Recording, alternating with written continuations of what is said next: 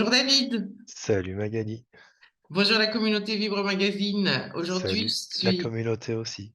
heureuse de vous présenter David Mogiel. Alors David, il est médium et thérapeute, fondateur de la méthode Chrysalide et aujourd'hui, il va nous expliquer comment il travaille, parce qu'il a une manière particulière de travailler. Il va nous parler de sa vision de la médiumnité et peut-être aussi en deuxième partie de sa vision de la spiritualité aujourd'hui. Et puis surtout, il m'a dit avant de commencer qu'il allait nous parler de ce qui venait. Donc voilà, aujourd'hui, on est connectés. On est connecté. Voilà. Ben oui, effectivement. Alors la méthode Chrysalide, c'est quoi? C'est une méthode de travail qui regroupe pas mal d'outils, qui a été conçue parce que à l'époque, je faisais que de la voyance pure, donc je prédisais l'avenir. J'utilisais quelques supports qui étaient les tarots. Et en fait, je trouvais que les gens étaient fort dépendants Ouais. de la voyance. Et pendant longtemps, j'ai cherché des moyens de sortir de cette dépendance. Et quand j'ai commencé la voyance, je prédisais des événements et c'était tout. Et souvent, les gens revenaient. Alors, il y a des prédictions qui se sont réalisées, d'autres pas, parce qu'on n'est pas Dieu non plus. Mais souvent, les gens revenaient et en fait, je comprenais pas pourquoi, face à l'événement, quand il se produisait, ben, ils tournaient les talons ou ils se renfermaient dans leur coquille. Et j'ai commencé à réfléchir à tout ça. Alors, je te parle de ça, on était avant les années 2000, hein, donc c'était bien plus ancien, puisque je pratique depuis quand même très longtemps. Et peu à peu, ont germé des idées dans mon esprit, c'est-à-dire que plutôt que de dire aux gens, voilà, tu vas rencontrer quelqu'un par exemple, Mhm. je leur disais, tu vas rencontrer quelqu'un, mais pour que cette rencontre se passe au mieux, il faudrait faire ça, ça, ça et ça. Et ne pas faire ça, ça, ça et ça. Et petit à petit, on commence à évoluer des outils que j'ai aussi été étudié par la suite pour donner plus de grain à moudre, on va dire, au travail que je faisais. L'analyse transactionnelle, la PNL, l'hypnose notamment, ça on s'est connu là. Voilà. Euh, j'ai étudié la communication non violente, enfin j'ai étudié plein d'outils comme ça, parfois en autodidacte, parfois en formation. Et ces outils, finalement, ils ont commencé à s'entremêler et petit à petit, ben, j'ai compris qu'ils étaient tous utiles et ils visaient tous une même cible qui était faire de la lumière sur les situations que vivaient les Mhm. gens. Et peu à peu, la méthode Chrysalide est née. Le nom m'est venu naturellement, bien que j'aime pas trop faire les choses comme les autres, mais beaucoup de gens emploient ce mot chrysalide. Mais comme la chrysalide symbolise la transformation et le Mhm. papillon symbolise vraiment la prise de hauteur et la liberté et la légèreté, je trouvais ça naturel de l'appeler comme ça. Voilà donc, et petit à petit, à la base, je suis ésotériste, donc j'ai étudié beaucoup de choses en ésotérisme, un petit peu de cabale, beaucoup de magie, de démonologie. Enfin, j'ai un peu étudié sur tous les sujets. Et donc, aujourd'hui, un de mes credos, c'est de démythifier vraiment le domaine de la spiritualité. Je pense que c'est une bonne chose Ouais. parce que on entend un peu tout et son contraire et tout et n'importe quoi aujourd'hui. Et de la même manière que moi, ce que j'entends de la méthode Chrysalide, c'est que elle permet à celles et ceux qui te consultent de devenir plus acteurs de leur vie que spectateurs comme on peut l'être en étant dans la recherche d'une voyance ou d'une consultation médiumnique simplement prédictive.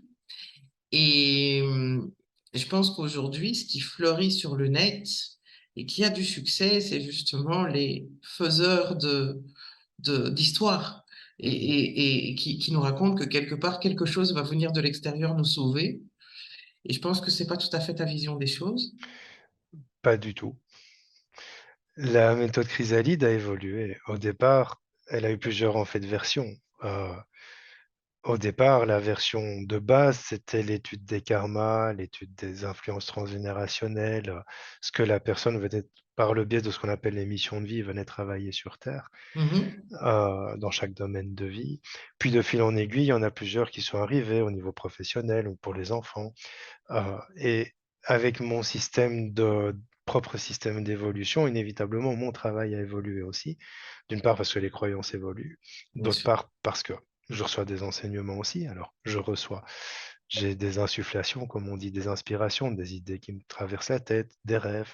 Euh, Quand je suis en consultation, on se le disait hors antenne, mais je donne des infos que je note parce qu'elles me servent aussi et elles servent En fait, elle coule de source. C'est ce De qu'on manière appelle plus la collective. ouais, c'est ça. Mmh. C'est un peu de la canalisation, comme on dit aujourd'hui. Mmh. Hem et petit à petit, en fait, aujourd'hui, je suis plutôt dans la méthode chrysalide, je ne la propose plus sous sa forme méthode chrysalide parce qu'il y a une confusion. C'est une méthode de travail.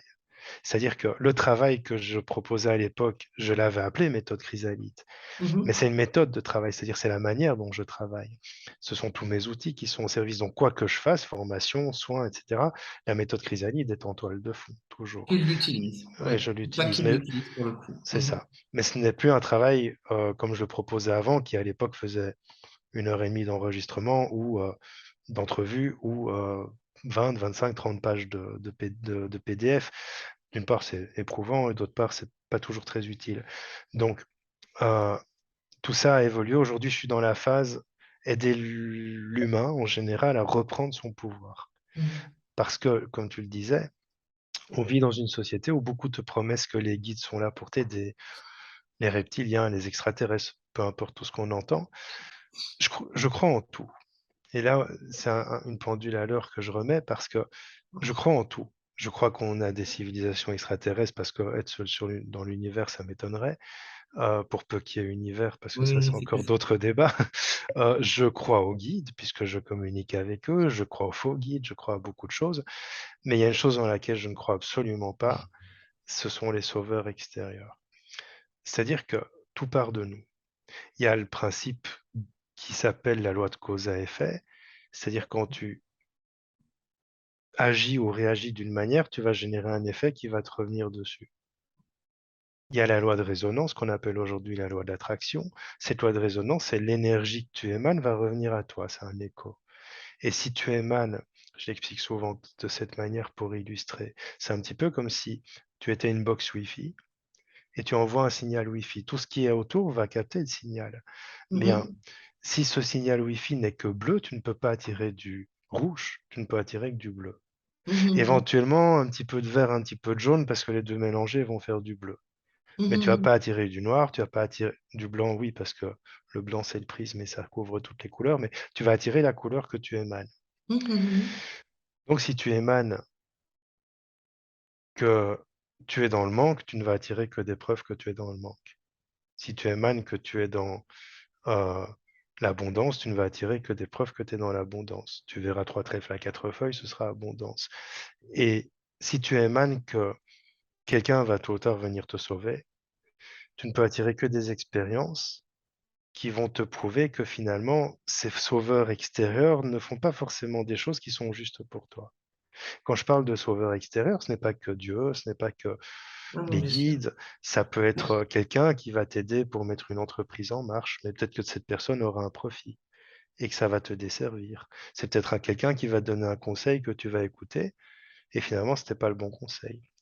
Oui, puis tu as fait de l'analyse transactionnelle et donc tu sais que le sauveur devient d'office bourreau et que la victime devient d'office bourreau aussi. Donc C'est un on ne cercle sort pas de vicieux. ce triangle et on n'avance pas en fait. C'est un cercle vicieux et c'est ce que j'essaye de faire aujourd'hui, c'est d'aider les gens vraiment à reprendre leur pouvoir pour sortir de ce cercle vicieux. Malheureusement, ou c'est comme ça, il y a des gens qui n'ont pas envie d'aller mieux, mais ça fait partie du chemin aussi. Mais moi, je ne crois pas, euh, au vu des situations actuelles surtout, qu'on va être sauvé ni par beaucoup disent s'il y a un accident nucléaire, je le vois beaucoup sur le net, c'est pas grave, les extraterrestres veillent et vont nous sauver. Beaucoup disent on va être, on va ascensionner, on va passer à la 5D. Non, on est ici en 3D, c'est pas possible qu'on passe en 5D. Parce que la cinquième dimension voudrait dire qu'il faille en rajouter deux de dimensions. Et rajouter 2 dimensions insinue que on doit disparaître de cette forme pour venir sous une nouvelle forme. Et au niveau des fréquences vibratoires, bien qu'elles s'élèvent pour l'instant, c'est-à-dire qu'on est en phase d'ascension énergétique de la Terre et donc de l'humain, De la planète, oui, oui. Mhm. il y a des personnes qui ne le supporteront pas. Ça se voit Bien beaucoup sûr. dans les comportements des gens aujourd'hui. Et donc, inévitablement, euh, on monte de fréquence, mais c'est pas pour ça qu'on passe vers la 4 ou la cinquième dimension. Pas encore, en tout cas. Ok. Est-ce que toi, tu crois en la possibilité, hein, puisqu'on parle d'être sauvé, est-ce que tu crois en la possibilité qu'il y ait une espèce de duplication de la Terre, comme certains en parlent, notamment Serge Boutboul, Monique Mathieu aussi, je pense, qu'il y ait une espèce de duplication de la Terre et qu'il y ait quelque part une planète qui nous attende et sur laquelle on puisse espérer trouver refuge? Moi, je crois plutôt au multivers. Oui. Et comment Si, tu l'expliques, cette croyance-là? eh bien, c'est parce que c'est celle qui résonne le plus quand je lis Mhm. un petit peu toutes les théories. Moi, je pars de la résonance. C'est-à-dire que quand je lis quelque chose, alors c'est pas pour ça que c'est juste pour tout le monde, pour moi, c'est juste. Oui, oui, bien sûr. Comme je dis souvent, tout le monde a raison parce que tant que c'est juste pour quelqu'un, ben, il a raison. C'est pas pour ça que c'est tout à fait juste dans la réalité absolue, mais dans sa réalité, il a raison. Pour moi, en fait, il y a plusieurs planètes qui sont des planètes qui ont évolué à différents rythmes. Donc, en fait, il y aurait plusieurs terres, Ouais, plusieurs planètes Terre ouais, dans des univers différents, ouais, dans des dimensions différentes. dans des dimensions différentes. D'accord? C'est-à-dire que euh, au niveau humain, on connaît sept dimensions, qui sont les sept dimensions reliées au corps subtil, aux sept chakras. Donc, il y a la Oui, dimension astrale, la dimension oui, physique, la dimension causale, la dimension mentale, la dimension... Ça, c'est juste au niveau mental, au niveau humain. au niveau humain, oui. Euh, mais au niveau, je vais pas dire surhumain, mais je dirais universel, il y en a Mhm, beaucoup plus que ça. Il y en a des centaines, en fait, de dimensions. Et je pense même que dans ces différentes dimensions existent différentes planètes, mhm, mais que, par exemple, de ces planètes viennent des gens, des humains d'autres planètes finalement, qui sont comme nous, mais qui circulent d'une planète à l'autre, en changeant de d'accord. dimension, d'une manière ou OK. d'une autre. Ce qu'on appelle les voyageurs du futur, pour moi, sont des gens qui sont sur la même planète, mais qui a avancé à un Plus autre vite. rythme. Mhm, Il y a une série en fait qui s'appelle Sliders. Ils ont refait la série, mais elle n'est pas aussi bien qu'à l'époque. Euh, Dans cette série, en fait, c'est comme ça. Il y a un physicien, un astrophysicien qui, par mégarde, découvre justement des univers parallèles. Et en mhm, fait, lui et son équipe sont transbahutés sur une autre planète, mhm, où en fait, ils ont leur double. mhm. Et leur but est d'essayer de retrouver leur planète initiale. D'accord. Et sur une des planètes, par exemple, le nazisme a gagné la guerre. OK. Sur une autre des planètes, les dinosaures n'ont jamais disparu. Sur une D'accord. autre des planètes, par exemple, dans les souvenirs de cette série que j'ai, euh, il est impossible de mentir, donc tout le monde dit la vérité. Et en fait, euh, eux, ils croisent chaque fois. Ils évitent de croiser les doubles, mais ils les voient vivre et interagir dans les autres planètes en essayant donc de retrouver leur planète initiale. Pour moi, c'est comme ça. Ça me parle, ça résonne. Et d'ailleurs, le physicien Philippe Guimand Oui. avance de plus en plus cette théorie aussi. Mais j'allais dire, du coup, tu crois aussi à l'idée de transincarnation aujourd'hui plus que de réincarnation. Moi, je crois à l'idée de l'incarnation multiple. En fait, je c'est même pas que j'y crois, c'est que j'y ai été confronté à plusieurs reprises. C'est-à-dire que j'ai eu plusieurs de mes consultations, de mes consultants, qui en fait, et ça leur a permis de comprendre des choses aussi, qui en fait ont une âme qui est multi-incarnée. C'est-à-dire qu'en fait, elle n'est pas incarnée que ici et maintenant sur Terre, elle est incarnée même sur cette Terre, dans un autre pays, dans un autre corps. Et c'est En marrant même parce que temps, en même temps, ok, mais impossibilité de se croiser. C'est-à-dire qu'elles ne peuvent pas se rencontrer. ok. Donc elles seront autant que possible incarnées dans des circonstances qui éviteront qu'elles ne se rencontrent. Mais j'ai par exemple quelqu'un à qui j'ai dit, ben voilà, euh, à l'époque je disais souvent, tu vas me prendre pour un fou parce que ça paraît complètement, pour notre cerveau très étriqué d'humain, ça paraît incompréhensible. Je lui disais, mais voilà, ton âme s'est également réincarnée il y a, par exemple, 15 ans. Donc lui avait 40 ans, mais 15 ans plus tôt, une nouvelle incarnation de son âme était née dans tel pays et elle fait telle chose. Et la personne me répond, c'est fou parce qu'à 15 ans, j'ai commencé à sentir une attirance pour cette chose que cette âme fait, comme ça m'appelait de nulle part. Voilà. Et les personnes à qui j'ai évoqué ça, en fait, sont toutes des personnes qui m'ont répondu la même chose. Qu'est-ce qui se passerait si cette double dame, quelque part, hein, se rencontrait? Alors, ça reste théorique parce que ce sont des infos que j'ai reçues et qui n'ont pas encore été vérifiées ou que moi, j'ai pas vérifié. Ce qui se passerait, c'est qu'en fait, ça créerait un conflit animique, c'est-à-dire qu'en fait, l'âme va confronter plusieurs de ses incarnations et de fait, elle va bloquer son chemin d'évolution. Il va pas y avoir d'explosion ou de mort ou ce genre de choses, mais elle va bloquer son chemin d'évolution simplement parce que si l'âme s'incarne de manière multipolaire, c'est pour accélérer son chemin d'évolution. Et donc, une âme va venir travailler plus spécifiquement là-dessus, une incarnation va travailler plus Ah, spécifiquement là-dessus, une autre là-dessus, ce qui va permettre, une fois que toutes les incarnations auront quitté la Terre, de, dans sa réunification, de permettre à l'âme de nettoyer beaucoup plus de choses beaucoup plus rapidement.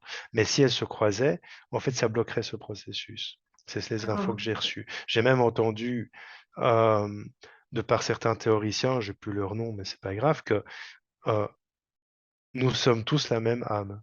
Alors ça résonne Oui, moins. oui, bien sûr. Mais Oui. voilà, ça fait partie Mm. un petit peu des choses qui, pour moi, Oui, sont... sur des plans en fonction du plan sur lequel on se trouve, on se rapproche de la source et du coup, ben oui, on est chacun une émanation de la même Voilà. grande âme quelque Ouais, part. globalement, c'est à peu près Mm. ça, voilà. Mais Mm. non, certains prétendent que les 8 milliards d'êtres humains sur Terre sont tous animés par une seule et unique âme, finalement. Moi, j'ai du mal encore avec ça, mais bon, on évolue aussi, Ben, on sait jamais. on peut imaginer la source qui s'incarne pour Olivier Chambon parle de faire le jeu du jeu. Et donc, c'est effectivement, si tu es tout seul quelque part, tu n'as pas d'effet de résonance, tu n'as pas d'effet miroir, tu n'as pas, enfin, Ouais, c'est ça, voilà. c'est Et ça. donc, le fait de s'incarner de manière multiple permet de se confronter à soi-même et d'expérimenter diverses choses. Voilà, précisément. Hmm. Mhm. Ouais, ok.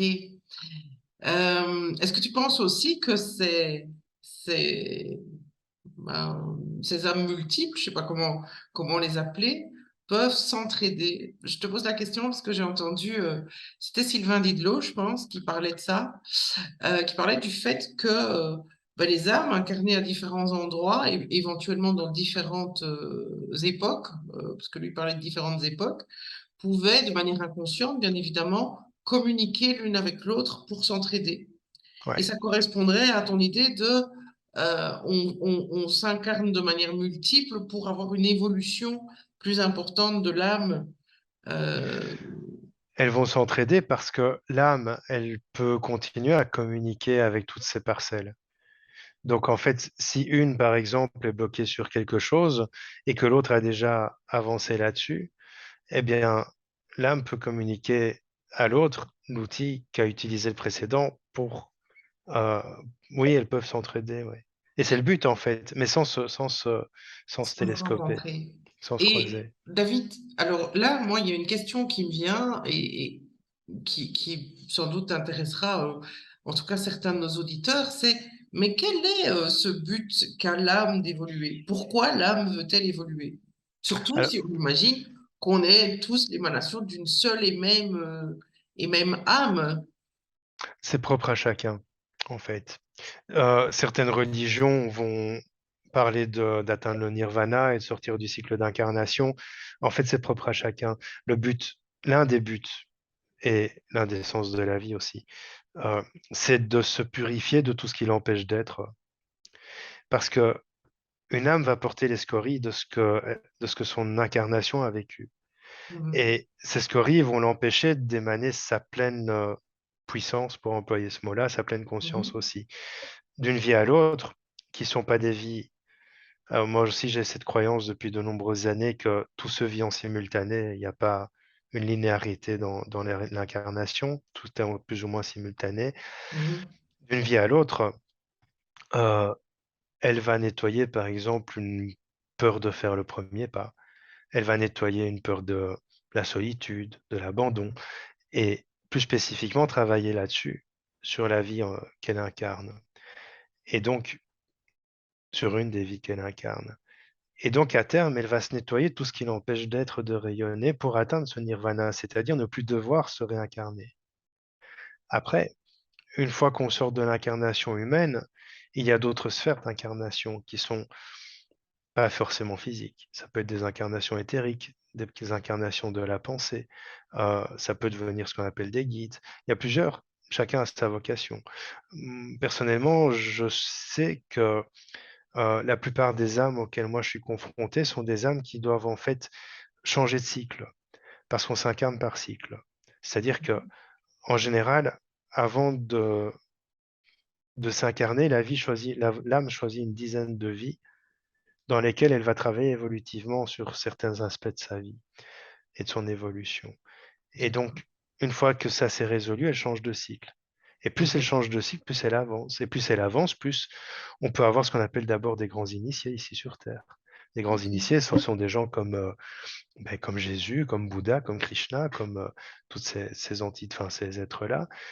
Et puis une fois que ces grands initiés euh, quittent la Terre, meurent, ils peuvent soit choisir de revenir, comme le Dalai Lama, et ils sont persuadés là-bas que Oui, euh, oui. ils se réincarnent voilà. Euh, Ils ont des indices qui sont quand même Ils ont assez des indices qui sont affolants, bluffants, ouais, hein. c'est affolant, ouais, c'est C'est affolant. affolant. Ouais. Euh, Soit elle choisit de ne pas revenir, et soit d'agir depuis le subtil pour aider l'humanité à évoluer. En fait, le but ultime d'une âme, c'est d'en arriver à cette conscience d'être qui permettra à l'humanité d'évoluer. Et on est dans un tournant majeur aujourd'hui, parce que euh, tout ce qu'on vit, au-delà de ce que ça induit au niveau de la matière et du physique, c'est-à-dire euh, des lois de plus en plus folles, une accélération de tous les événements liberticides, etc., au Mhm. niveau subtil, ce que ça implique, c'est que les âmes font un grand pas en avant dans leur système d'évolution. Et donc, une fois elles auront quitté cette terre, elles vont pouvoir venir du subtil pour aider l'humanité à évoluer. Et passer, on en parlait, 4D, 5D, oui, mais pas sous cette forme. C'est-à-dire que un corps humain normal, alors ça dépend des, des conventions de chacun, mais la fréquence énergétique d'un être humain normal sur une base bovis de 6 000, certains travaillent sur du 12 000, d'autres sur 24 000, mais moi je travaille toujours sur du 6 000, qui est l'ancienne nomenclature. Voilà, ça a évolué pour certains, mais 24 000, ça ne reste que 4 fois 6 000, donc ça s'équilibre. Sur une base 6 000, un être humain vibrera entre 4 000, qui est déjà très maladif, très bas, Mhm. et 9 000, qui est déjà pas mal, qui est Mhm. bien. À 9 000, quand tu vibres à 9 000, en général, tu es dans un bon état d'esprit, un bon état de santé, tout semble couler de source pour toi dans ta vie, puis ça évolue en fonction de tes humeurs, tes journées, tes difficultés. Mais la 5D, on peut passer à des 20-25 000. C'est-à-dire D'accord. que quelqu'un qui est habitué à avoir une fréquence de 7 000, si elle passe à du 25 000, il va y avoir de la combustion spontanée, elle va crever, elle va exploser, elle va se désintégrer énergétiquement. C'est pour ça qu'on n'est pas prêt de passer à ce genre de fréquence.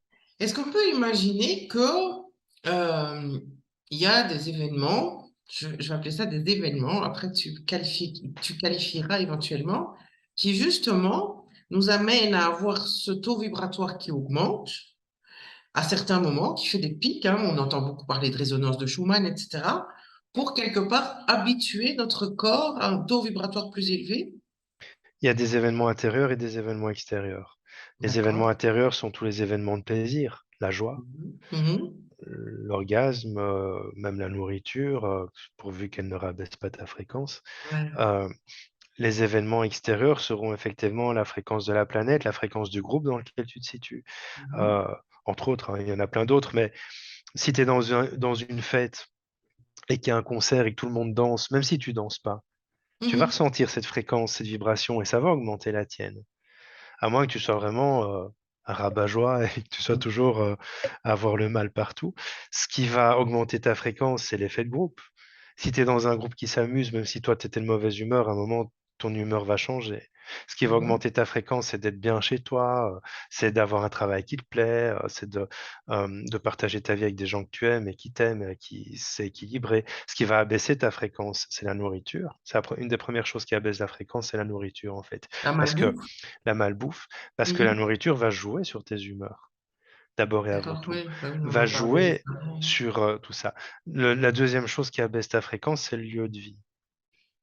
D'accord. C'est-à-dire que quand je fais des nettoyages de lieux, j'observe souvent que, par exemple, toujours sur ma base 6000, quand un lieu vibre à 7000 et qu'un humain qui vit dedans vibre à 9000, ben, le 9000 va descendre au 7000.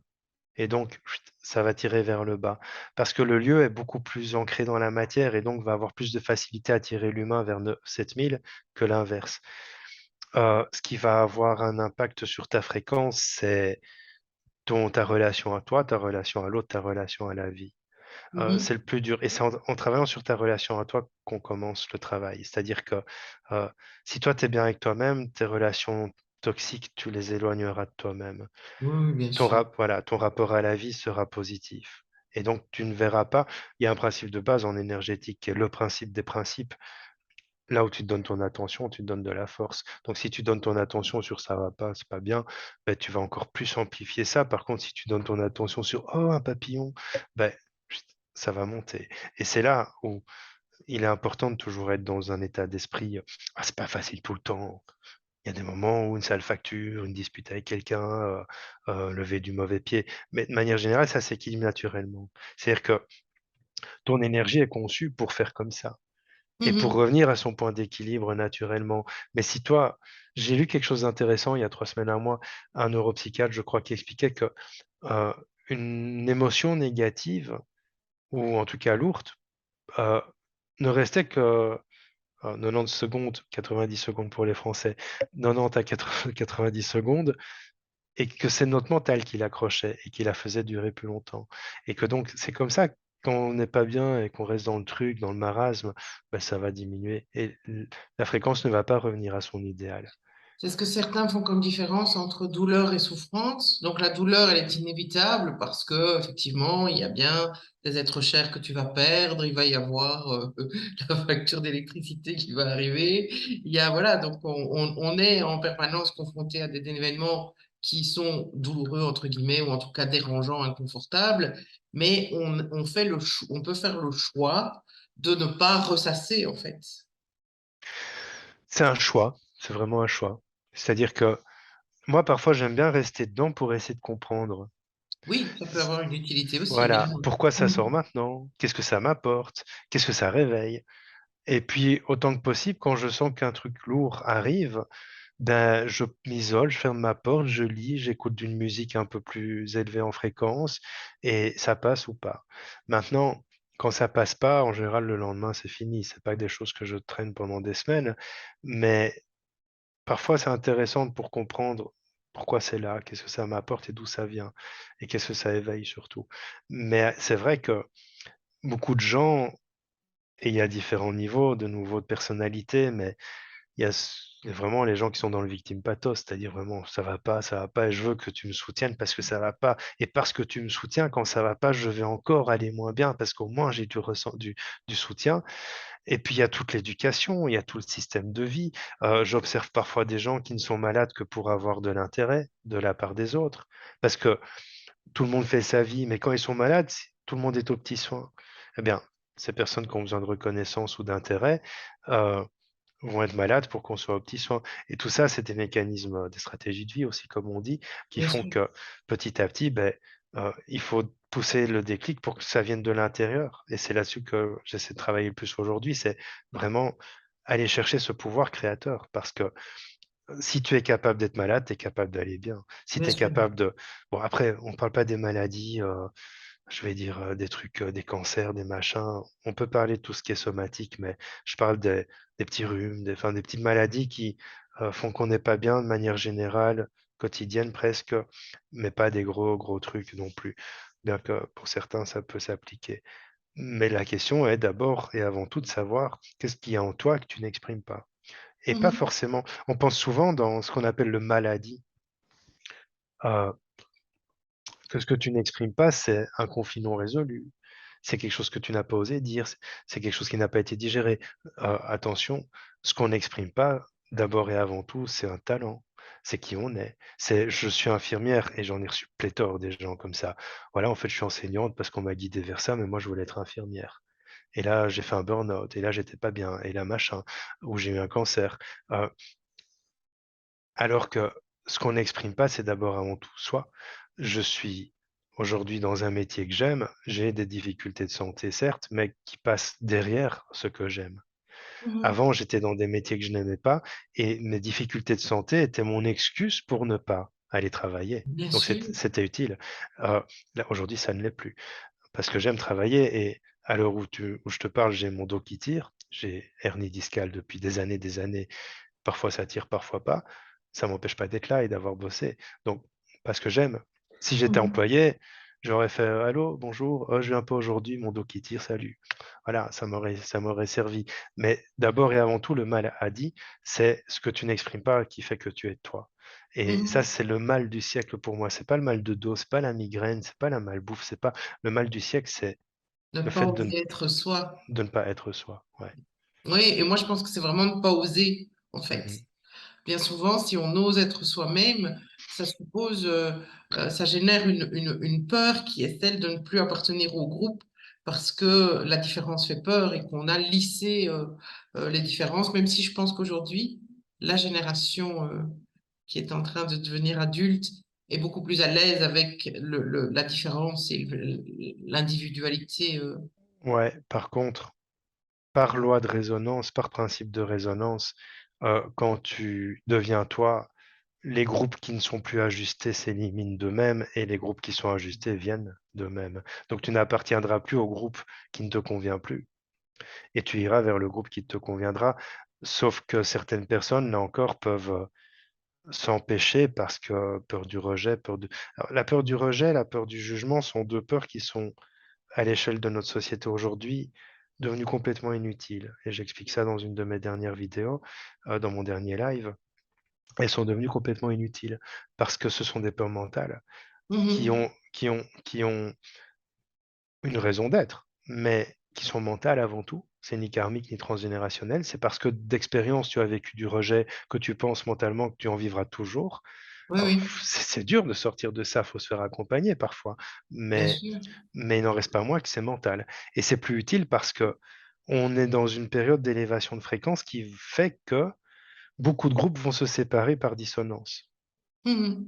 Voilà, suis en dissonance avec mon frère qui ne pense pas comme moi. Lui, il est vax, moi je suis anti-vax. Lui, il est pour l'avenue des extraterrestres, moi j'y crois pas. Enfin, tout ça fait que petit à petit, on se sépare des trucs et on va vers les gens qui nous ressemblent. Et c'est primordial parce que en allant vers les gens qui nous ressemblent, alors, moi j'ai un principe de base pour avant de dire ça, c'est la diversité enrichie. Mais il n'en reste pas moins que euh, rester avec des gens qui nous ressemblent nous permet en fait de d'émaner notre lumière et on a besoin de lumière pour l'instant. Après, une fois que cette lumière est émanée, tu n'es plus affecté par les gens qui te disent mais c'est tes conneries là des C'est ce que j'allais extraterrestres. dire. Toi, tu le sens, ça résonne, c'est juste. Et l'autre, s'il n'y croit pas, un jour peut-être qu'il le saura. Et donc, tu peux rayonner ta lumière.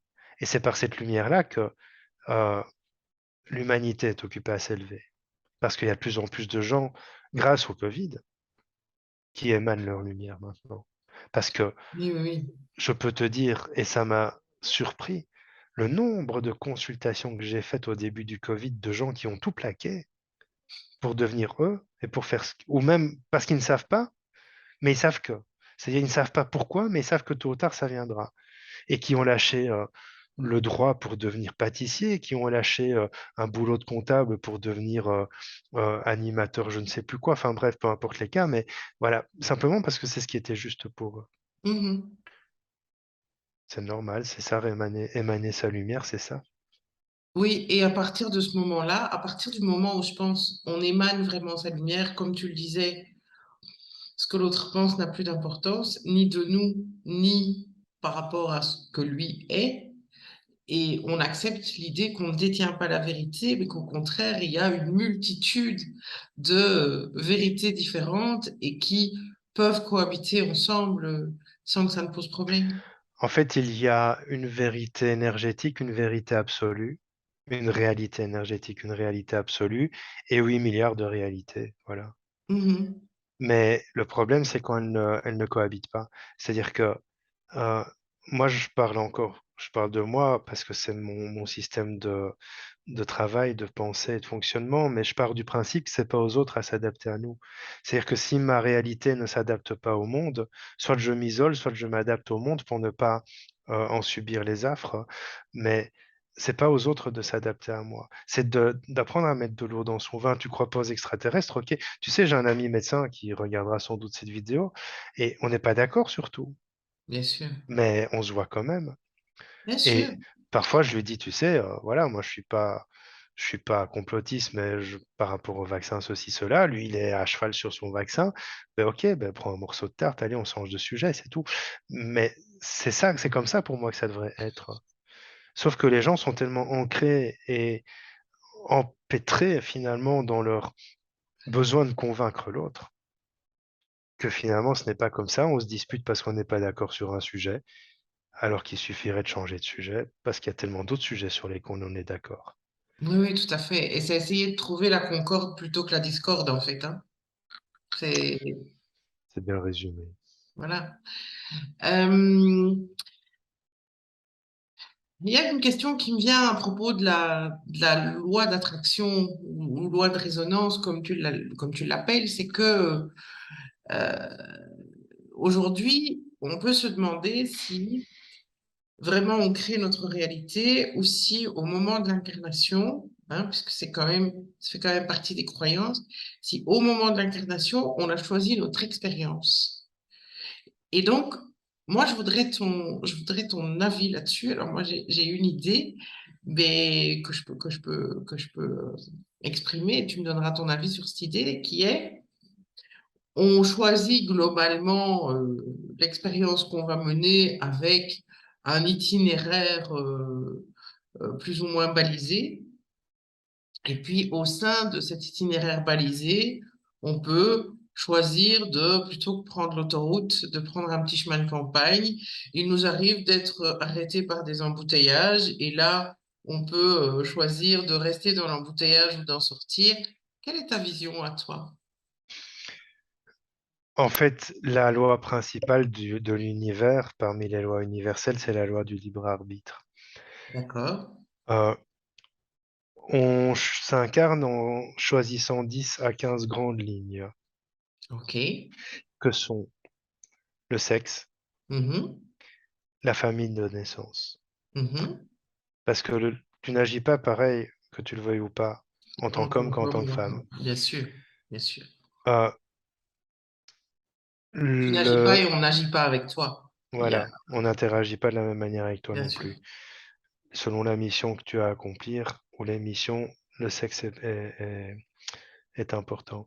Euh, la famille de naissance, parce qu'elle va inévitablement induire des mémoires qui te t'aideront sur ton chemin d'évolution. La date de naissance, Mhm. quelle que soit euh, la date, qu'elle soit prématurée, provoquée à terme ou pas, parce que la vibration des chiffres va t'aider justement à accomplir la mission. Alors, il y a plusieurs missions, il y a différentes sortes de missions. Si on a le temps, je t'expliquerai ça un petit peu. On, Volontiers. cho- on choisit le pays Mhm. parce que on choisit le pays d'atterrissage, mais aussi éventuellement le pays d'expatriation si c'est le cas pour ta mission, si c'est utile. On choisit la vocation, sachant que facilement 80% des gens ne vont pas vers leur vocation. Combien tu entendras dire quand je serai grande, je serai esthéticienne, je serai chanteur, je serai danseur, et finalement ils se retrouvent infirmiers, médecins, mais pas ce qu'ils voulaient au départ. On choisit ce qu'on appelle communément, et je déteste ce mot, son âme sœur. C'est Mhm. d'attirer la personne qui partagera la vie affective, mais on choisit aussi le chemin pour y arriver. Parce D'accord. que quand tu parles d'âme sœur, alors âme sœur, en fait, par définition spirituelle, ce sont les âmes qui appartiennent à une même famille d'âmes. Même Ça n'a famille. rien à voir avec l'amour, mais Oui, c'est oui. le nom commun que l'on donne. Euh, pour que cette relation se passe au mieux, il faut avoir vécu d'autres relations auparavant. On choisit ce qu'on appelle des clés de réveil, c'est-à-dire qu'on s'incarne avec des missions qui sont soit, alors, il y a quatre sortes de missions. Les missions personnelles. Je vais travailler sur Mhm, ma blessure d'abandon. Je vais travailler sur ma peur d'entreprendre. Je vais travailler sur mon mhm, rapport à l'argent. La mission mhm, altruiste, c'est-à-dire ce qu'on va faire pour la société et les autres. mhm. Infirmier, médium, transmettre des Des intervenants comme informations. tu le fais, voilà. Euh, la mission humaniste, c'est-à-dire ce qu'on va faire vraiment à plus grande échelle pour la société, ce que peu de gens font parce qu'il faut déjà un niveau d'évolution plus avancé sur ton chemin de vie, et la Mhm. mission humanitaire qui est très limitée et réservée. C'est-à-dire la mission humanitaire, c'est Greenpeace. Bon, je vais être clair là-dessus, c'est que il y a beaucoup de Oui. déviance dans tout ça, mais à la base, l'idée, elle était bonne. C'est Emmaüs, c'est tout ça. Bref, les Restos du Cœur, les missions humanitaires. Euh, et en fait, on choisit tout ça pour pouvoir arriver à terme à construire ça. Et Les donc, tout le missions monde a une mission personnelle et une mission altruistes, altruiste, mais tout le monde n'a pas une mission humanitaire ni humanistes. ni humaniste. C'est-à-dire qu'il faut déjà avoir travaillé sur les deux premiers niveaux de mission, pas résolu 100%, c'est pas possible forcément. Parfois, il faut Non, non, bien 25 sûr. vies pour travailler sur une blessure d'abandon. Mais au moins déjà avoir bien avancé là pour se dire, OK, maintenant, je peux me donner aux autres. Et Ouais. souvent, peut-être que tu l'observes, et peut-être que dans tes intervenants, c'est le cas où ça le sera, euh, les gens qui n'ont pas vraiment résolu leur personnel et leur altruiste ne peuvent pas aller vers l'humaniste. Et ceux qui veulent se lancer dedans, n'ayant pas résolu ça, ils sont très éphémères. C'est-à-dire que c'est tous les nouveaux euh, gourous du web qu'on voit apparaître, ils font 6 mois, un an, et en fait, tôt ou tard, ça leur pète à la figure, pour une raison ou une autre. Soit Oui, ils puis ont, ils se prennent des coups, hein. ou ils se prennent des coups, Moi, et je donc pense à quelqu'un qui est tombé malade à force de vouloir aider le monde, hein. ils n'ont pas les épaules, parce qu'ils n'ont pas Ouais. vu travailler sur l'altruiste et sur la Ni sur personnelle. la personnelle, je pense Ouais, que, vraiment, je pense que si on a, d'ailleurs, il y a une citation anglaise qui est You can pour from an empty cup. Donc, tu peux pas aller tu peux pas verser quelque chose au servir si ta départ de coupe est quelque vide. chose de vide. Ouais, Ben oui, si tu n'as pas, si tu ne t'es pas rempli toi-même et donc si tu n'as pas travaillé sur ta mission personnelle, c'est très difficile de. Et donc tu te retrouves avec un boulot alimentaire. Je pense, c'est pour ça, je pense qu'il y a tellement de gens qui finalement n'incarnent pas non plus leur pleine lumière clairement. dans leur, euh, dans leur mission altruiste. C'est parce qu'ils n'ont pas travaillé leur mission personnelle. Et Et qu'on c'est vit aussi dans pour un ça, monde où c'est difficile c'est de ça, ouais, travailler c'est sa mission clair, personnelle parce qu'on est happé par des tas de choses. c'est clair. Et c'est aussi pour ça euh, que certains thérapeutes, ceux qui sont plus durables, on va dire ça comme ça, Mhm. ont vécu beaucoup d'expériences. Moi, je pars du principe que tu ne peux pas euh, être thérapeute si tu as vécu toute ta vie dans une bulle. Théoricien de la thérapie, oui, mais tu peux avoir étudié, par exemple, la psycho, n'importe quelle forme de thérapie, tu auras toute la théorie, tu la maîtriseras, mais face à l'expérience du patient, tu ne seras pas adapté. Parce que ce n'est pas protocolaire, c'est en fonction du cas par cas.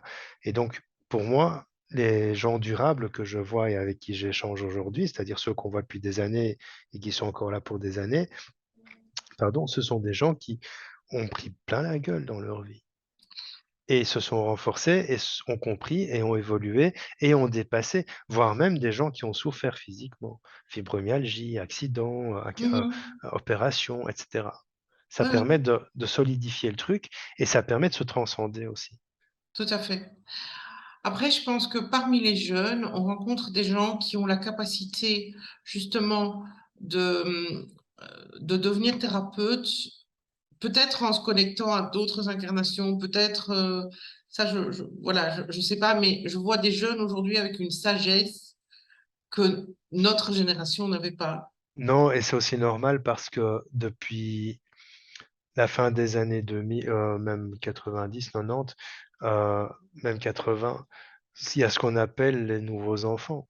Oui, qui sont des âmes beaucoup plus évoluées, qui sont même pas adaptées à certains aliments. Et alors, ils sont pas fréquents, enfin, ils deviennent de plus en plus fréquents, mais ils sont pas partout non plus. C'est-à-dire que toutes les familles n'auront pas d'office un nouvel enfant.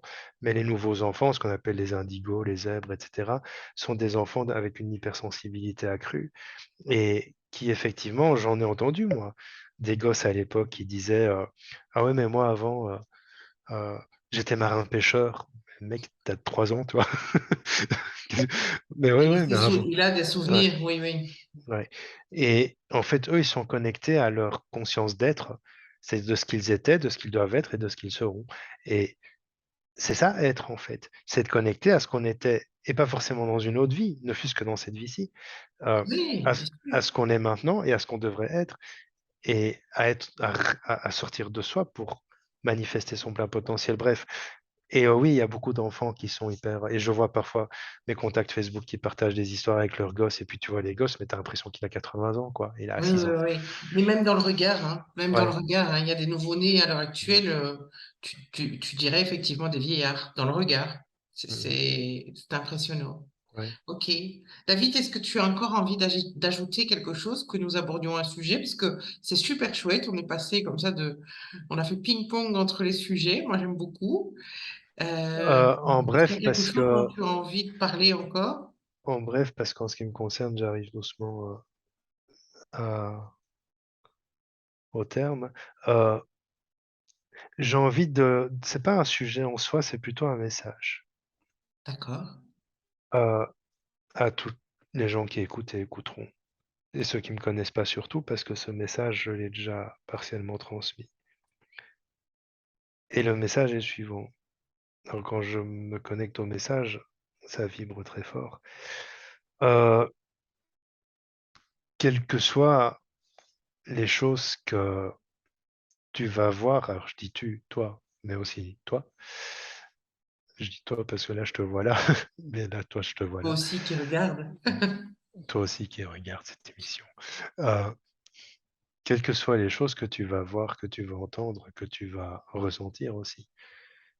Ce qui va être important dans les quelques années à venir, c'est-à-dire entre 4 et 7 ans, ça va être de ne jamais perdre la foi. Et je parle pas de foi religieuse. Je parle de foi en l'idée que tout ce que nous vivons est prévu pour un changement total de la société dans laquelle nous vivons. Parce que ça fonctionne pas comme ça fonctionnait avant. Et que ce qui était avant 2019 n'existera plus jamais. Mais en fait, Mhm. ce sera mieux qu'avant. Ce sera mieux qu'avant parce qu'on va être centré sur l'humain. Alors peut-être qu'autour de toi, tu vas voir de la souffrance, de la douleur, tu vas voir de la peur, tu vas voir de la peine, tu vas peut-être voir des départs que tu n'attendais pas ou ne voulais pas. Tu vas peut-être voir aussi que l'être que tu étais est en pleine transformation. C'est-à-dire que tu ne penses plus pareil, tu ne te sens plus adapté ni à ton mode de vie, ni à ce confort même de vie, parce que il va falloir s'habituer parfois à s'en séparer de ce confort. Tu ne te sentiras peut-être même plus adapté aux personnes qui sont autour de toi et que tu pensais aimer pour la vie. Mais c'est pas grave parce que c'est qu'une question d'adaptation. C'est-à-dire que ce n'est pas une fatalité. Il suffit de Mhm. se réadapter. Il suffit de remettre certaines pendules à l'heure. Il y a beaucoup de choses qui vont sortir dans les années à venir, les 4 à 7 années à venir. C'est-à-dire que tu vas être confronté à toutes tes peurs, à toutes tes blessures. Et tu vas être confronté aussi à tout ce que tu as posé dans le déni. Tu vas être confronté à tout ce que tu as éloigné de toi pour ne pas devoir le gérer ou le subir. Et tout ça est voulu, pas forcément par du subtil, mais d'abord et avant tout par toi, par ton Par ta âme. part subtile. Ouais. Parce que c'est comme ça que tu vas pouvoir te révéler et devenir enfin utile. Parce que un comptable est utile pour 50 clients, mais il n'est pas forcément utile à la société parce que euh, un vendeur d'aspirateur est utile pour celui qui achète son aspirateur, mais dans la société, la nouvelle société, les aspirateurs seront peut-être inutiles parce que euh, un médium peut être utile partiellement pour quelqu'un, mais peut-être que finalement après il le sera moins. Et en fait, c'est tout ça qui va te permettre de révéler ton potentiel. Parce qu'on a tous un potentiel. En fait, le potentiel qu'on a tous peut être celui d'écrire des textes qui endorment, qui apaisent l'esprit, des textes qui soignent, des textes qui ravivent l'énergie. Ça peut être aussi de dessiner des trucs qui permettent à l'esprit de s'envoler. Ça peut être de nourrir les gens par sa présence, par sa nourriture. Ça peut être mille choses, le potentiel. Beaucoup de gens cherchent en fait à développer une faculté, c'est-à-dire à faire comme je fais, médium, mais non que ce soit réservé à certaines personnes, c'est juste que c'est pas le truc de tout le monde. C'est-à-dire certains Bien ont sûr. la faculté de rassurer par les mots, d'autres ont la faculté de rassurer simplement par une main posée sur l'épaule, et d'autres encore rassurent simplement par leur écoute. Et d'autres ne sont pas doués pour rassurer, par contre, ils sont doués pour conseiller. Voilà. Et en fait, chacun a son truc, et ça peut être un métier de bouche, un métier de manuel, ça peut être mille choses. Donc pour résumer, quoi que tu vois, entendes, euh, ou lisent ou perçoivent ou ressentent dans les années à venir, dis-toi que tout ça, c'est pour nous sortir de ce qui nous enfermait, parce qu'on est emprisonné aujourd'hui, pour nous permettre de nous libérer.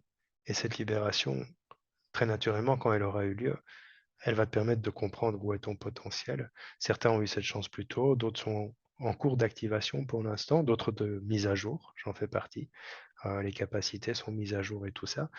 Et d'autres encore le seront plus tard. Donc, pas d'impatience et garde la foi de ce qui va arriver après, qui sera vraiment, vraiment bénéfique, en fait. Même s'il y aura toujours un système, ce système avec des gouvernements, des gens qui décident pour tout le monde, ce sera terminé, absolument terminé. Et ce sera beaucoup plus humain, en fait, les décisions. Voilà ce que je voulais dire. Eh ben, écoute, merci pour ce message. On sent qu'il vient au moins du cœur. Après, peut-être qu'il est connecté à autre chose, mais peu Ouais. importe, c'est important qu'il vienne du cœur. Une dernière petite chose avant de te quitter. Tu fais un cadeau aux abonnés à la plateforme Vibre Magazine. Donc, je précise à la plateforme, pas la chaîne YouTube. Tu leur offres 15% sur toutes les prestations de ton site jusqu'à fin octobre 2022. Et donc, il y aura un code que les abonnés trouveront dans un article qui leur est réservé. C'est Voilà. ça. Donc, merci à toi, David. Avec plaisir, C'est et l'occasion. je précise Oui, juste que c'est valable sur tout le site, c'est-à-dire les formations en replay, les livres, les soins s'il y en a. En fait, il y a des soins qui sont en don libre, donc je fais pas 15% puisque c'est la personne qui choisit oui, le bien sûr. montant qu'elle veut mettre.